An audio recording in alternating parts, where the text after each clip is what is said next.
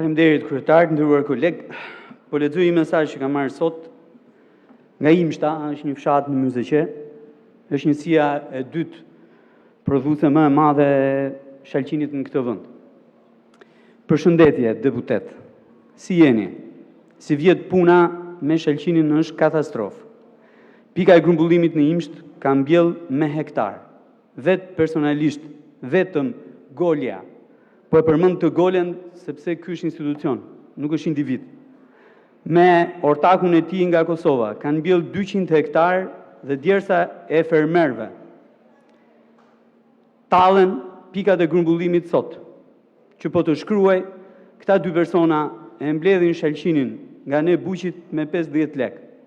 Me nder tallen me fermerët, që janë zhytur në borxhe, me kredira, deri në fyt, kemi 4 vjet, që ju themi ju si deputet, dhe i kemi shkruar edhe zëvendës ministrit të bujqësisë, dhe nuk kemi një përgjigje nga partia jonë, që e kemi votuar me shpirt dhe nuk na kthen përgjigje për këtë shqetësim.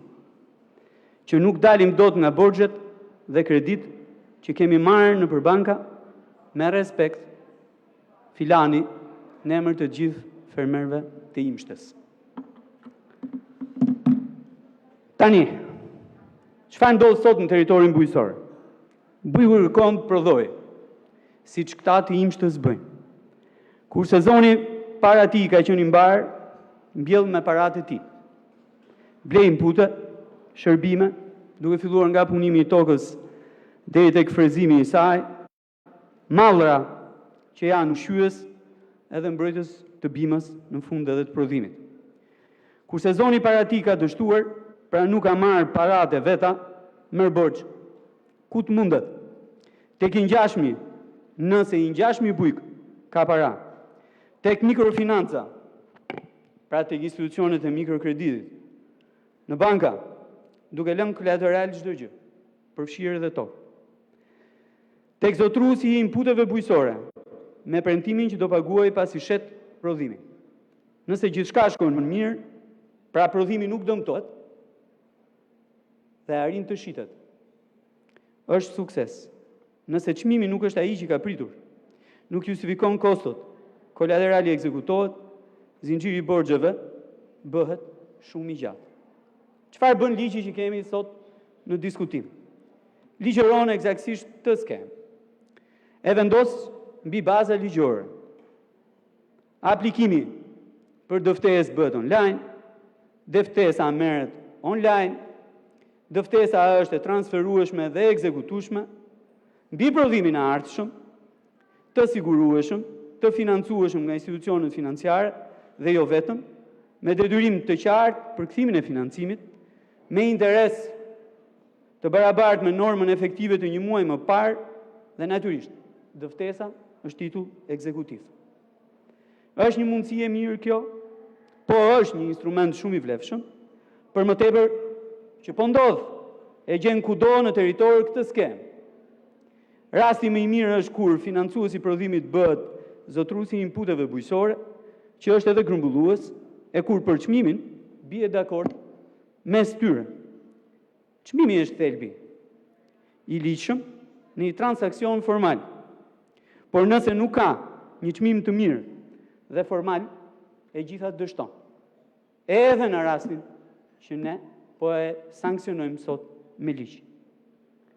Dëftesa nuk rregullon këtë gjë. Nuk është çmim dhe as formalizim. Fatura fiskale po.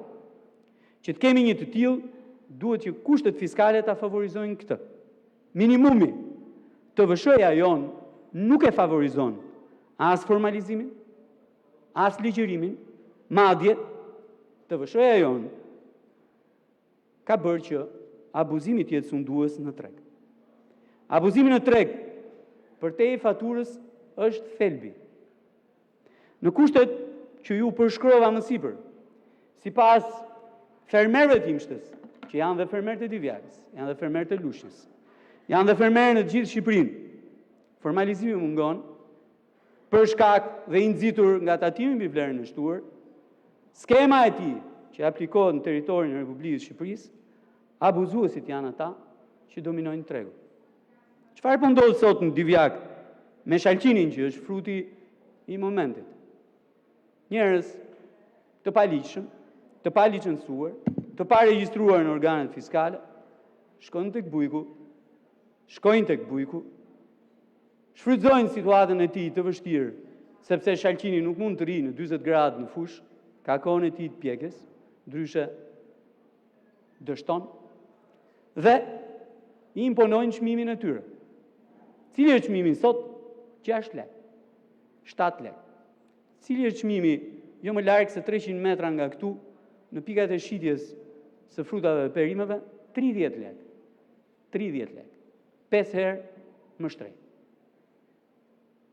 Prandaj, nëse duam të bëjmë diçka dhe të japim sukses kësaj skeme që po miratojmë sot me ligj, do duhet që ta nisim nga aja, nga sistemi fiskal që kemi për prodhimin bujqësor dhe për produktet bujqësore.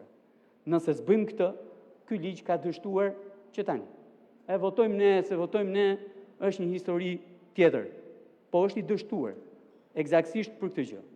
E dyta gjë që duhet bërë, dhe duhet bërë shumë qartë, duhet ndarë zotruesi i inputeve bujqësore nga grumbulluesi, nga eksportuesi dhe në fund fare edhe nga financuesi.